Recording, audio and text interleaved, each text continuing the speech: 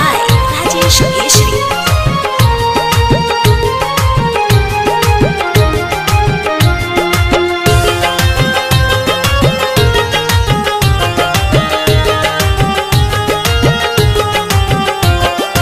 ऊपर से लौके हैं चांद चकोरी, भीतर से ताऊ है चाटल छिचोरी।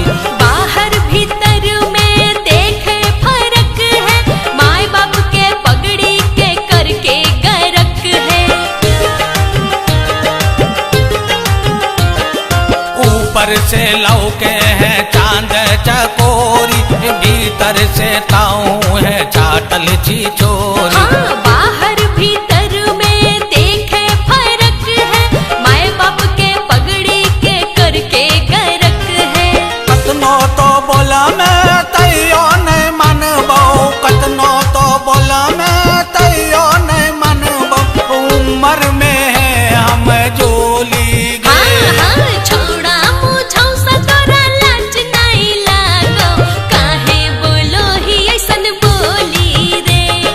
माई बहिन तोरा नहीं हो कि काहे करो ही हमरा से ठिठोली रे।